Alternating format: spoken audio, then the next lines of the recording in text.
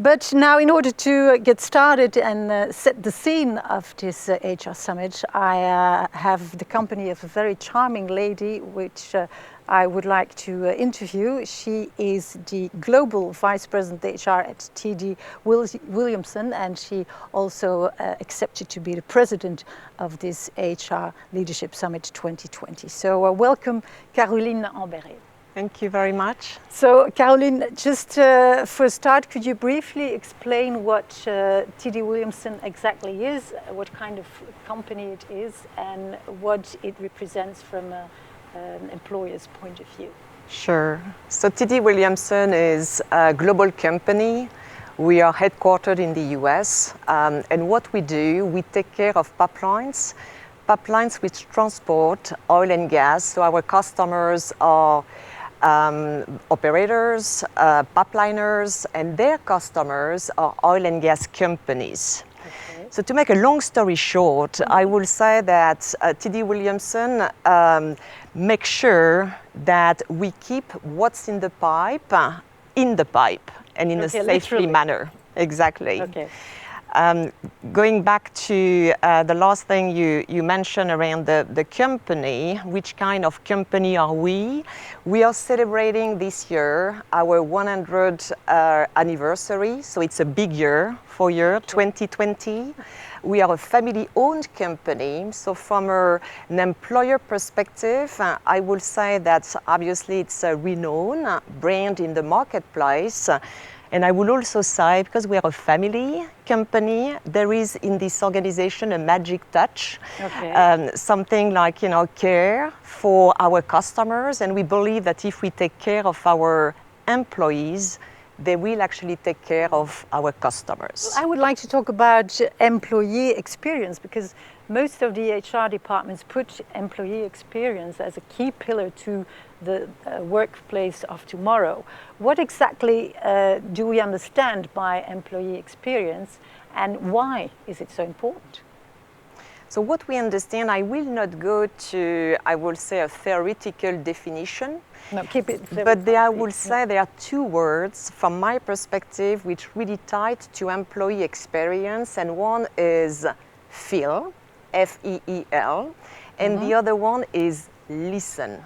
And I'm going to start with the listening piece just by giving you an example that I found interesting just after the containment, when most companies, including ours, were actually talking about introducing or reinforcing a flex program, remote working, home working, as we could say. And when we were trying to put that all together with different countries, the management of these countries were saying, this is what we think employees want. Mm-hmm. This is what we think employees want. And the question I had to ask is it what we want, or is it what the employees want? And for me, when we talk about an employee experience, we should start by listening to the employees, not assuming what they want or not pushing what we think is good for them. So that's about the listening piece. And what I would recommend for us, TD Williamson, but also for others, always pause and say, did we ask our employees what they want moving forward? The second thing, feeling, connecting. Employee experience is not about what you think employees want, it's about how you want them to feel. I often use this quote which says, people will forget what you said, people will forget what you did, they will never forget how you make them feel. Mm-hmm. And whatever you do, including me coming here today, by the way, when I was thinking about the interaction we were going to have all together, I was trying to think more about how I want you to feel, dear colleagues and friends from the HR communities, and less about which kind of ideas I wanted to convey. Okay. Now, some people talk about employee experience, others talk about human experience. Are these two the same thing, or are there differences? It's a very good question. From my perspective, I would not say it's really different, but I would say there is a significant difference. And I'm going to start with the example I gave you earlier about employee experience. When you think about the flex program, the home working, and we are all working today probably about enhancing the flex program in companies by putting something which is probably better for the employee experience, so more positive. We are really working on this employee experience. Now let's move to human experience, and I had a brilliant example with one of my kids the other day. He's 18, we were driving to school and he said, "Mom, today we are going to meet with some students' representatives because something happened at school. One of the students, male gender, came to school with some nail polish."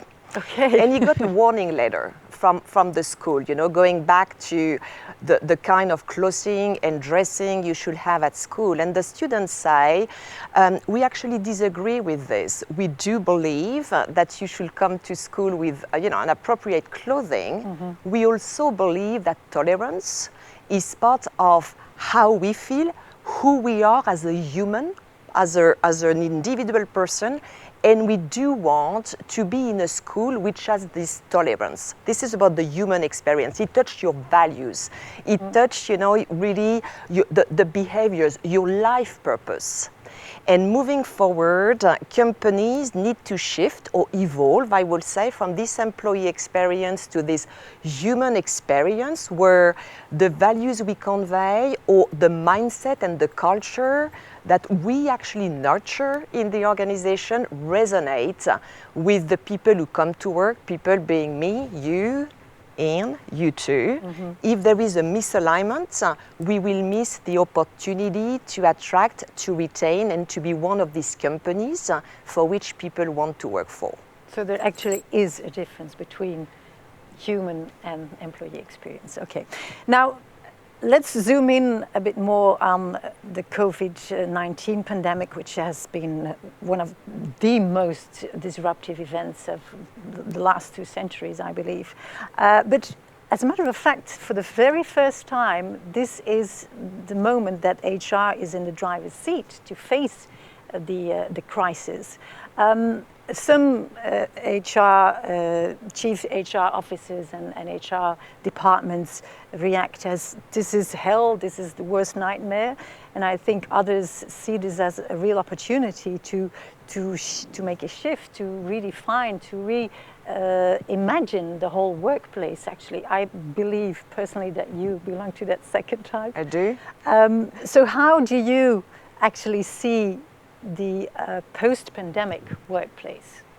Maybe it's a difficult question because you're not Madame Soleil, but more or less based on your experience. Yeah, so I don't have the glass ball, indeed. So I can only talk based on, what I envision moving forward, knowing that right now for many people it's very difficult to see what could be all the positive, but the crisis will pass.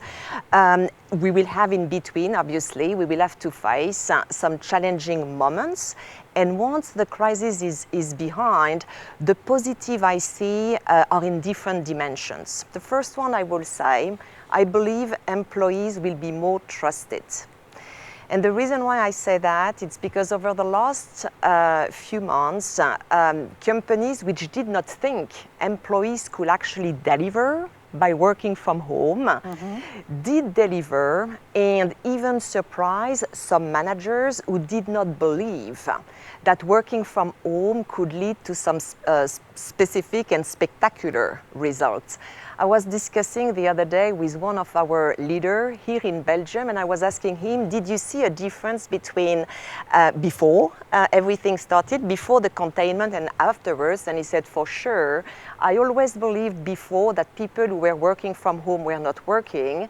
And during the pandemic, or I should say the containments, because the pandemic, we are still in the middle of it, I did realize that the teams were still working well together, including my own team. So we can trust our employees if we did not trust our employees to deliver good results. That's one thing. The second thing is that going back to this remote working, we will see remote working more and more. I also believe that remote working is not for everyone, it's not for every day, because we do need the connection, the personal connection, the human connection, the connections in person. Why? Because it's sometimes good to have, I will say, a fence between home, and we all have problems at home. So when we come to work, we can actually move to another place which is called work. Then going back to home, we can forget a little bit about the problems we have at work. And the emotions, even as individual, may change during the day between the work and between home. The third reason is about travel. Even though we will have to travel again, I also believe, including what we are experiencing today, that we will be enhancing and leveraging technology moving forward to connect and work well together. I also envision more contingent workers, meaning temporary workers and contractors in this future of work, based also on what we have just experienced. And then last but not least, and it's obviously something I think where we will agree, digitalization, robotization will move even faster. Because we saw in the last few months that we actually moved much faster than what we expected in our capital expenditures. And it was a success. And it was, I guess, at least based on what I hear, what I experience, a success. Yeah, you talked about trust. I believe not all the employees will find their marks in future organizations or the future workplace, but what do you think is very important for HR to do in order to make them feel respected and valued in the new workplace? I would say in the new workplace, or I would even say in what we are having right now, which could be considered maybe like a kind of new normal. But the first thing and the first advice I give to myself every day, and I will give to all my friends and peers who are with us today, is communicate, communicate, communicate. And I'm not talking about, obviously all these virtual contacts that we are having every day. I'm thinking about communicate on what you know and what you don't know. Share your knowledge. Not sharing the knowledge really, but more remove the insecurity that people are experiencing right now. Because there is one challenge, short-term challenge that we are experiencing. This is, if you think, Anne, about what's on people's mind right now, there is a lot of uncertainty about the future. So the communication definitely help. Be transparent as much as you can, and your people can also understand that we cannot communicate on everything, at least not at the time they would like us to communicate on specific matters. It's okay. They can also hear that we don't have the answer or may not be able to come back, but will come back a little bit later. So that's a communication piece. The second thing, listen to their expectations. And by saying that, I go back to what I was saying about employee experience. We think we know, but do we really know? We think we listen, but do we really listen? And by listening, I'm not only talking about listening, at the coffee machine. I am also talking about, through pulse survey, find your channel to understand people concerns, people expectations, provide an answer to these specific questions. The next one is also make sure that people's concern around health and safety, because we can see that it has raised quite a lot, can be actually addressed. And we have all changed the safety conditions, the safety protocols in the places that we work, so people obviously see that. We will need to continue and reinforce so that people feel respected, going back to what you were asking, and in the workplace. Then the next one is really communicate about your longer term vision. We are obviously very short term focused in lots of companies. In these circumstances. And because, as you said, we don't have the glass ball, it's difficult, but yet we know the market, we know the competitors, we have a vision. Let's be inspiring for our people so that they also feel valued in this time of uncertainties. So be the example. Be the example and stay connected. Nurture your human connections. This is extremely important also for the human experience. Well, indeed, you mentioned there is a lot of uncertainties lately due to COVID-19, of course. Where do you think HR should focus, primary focus on? Is it on talent retention? Is it on productivity of the workforce? Is it on reskilling people? Or are there any particular focuses that HR should provide?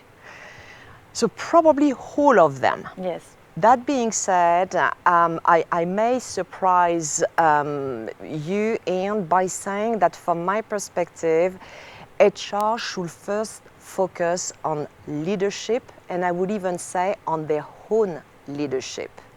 I use sometimes a word or some wording which are not totally inappropriate, but I'm going to do it anyway. I say, as HR, we are here to take the shit and spread the joy. Okay. And you might remember that moving forward, I see HR also being an inspiring leader. So be leader before you can be HR. And make sure that this inspiring leadership when you come to the office is contagious and can unify your leadership style, for sure, but your leadership team, so that they can also inspire people in their team and obviously engage these people even more to navigate through the waters right now, but also prepare the future. Inspire people. Can you give some examples, for instance, out of your own experience maybe? I don't know. What are good examples of inspiring your workforce? Bring your energy at work to start with and be in a good place. And I think that over the last few months, for many people, but I'm going to go back to leadership, and for HR, we have been extremely stretched, working long hours, putting the efforts which are needed without any anticipation. That being said, to be inspired, it's important to step back. It's important to pause and say, am I centered? Am I anchored? Am I in a good place? So when I come to work, I can actually convey, transmit all this passion and all this energy, so we are all good leaders who can prepare for the future. It may not be a very specific example to go back to what you said, but every morning taking a few moments, not to jump into the action mode, but thinking about you first and say, I am my first priority, because this is the way we will actually win moving forward. It's a great way to start the day. Okay, and then one more question to finish. What are your personal challenges within TD Williamson today and in the long run? As a company or as an HR leader? Both. As a company, so long term as a company, the pie in the market we are here will be smaller. The number of key players will be the same. So obviously, depending on who you are as a company and depending on how you are going to win, you will be, that leader of the future. So that's one challenge. In the short term, it's really around thriving and navigating in what we are going through and fighting for revenue. And I really like this, and for me it's really energizing, because over the last few months we have worked very much on cost control. So we talked a lot about, cost efficiency, cost control measures. Now it's about fighting for every single dollar. And as support department, we also need to help the business to remove obstacles so they can focus on every single dollar.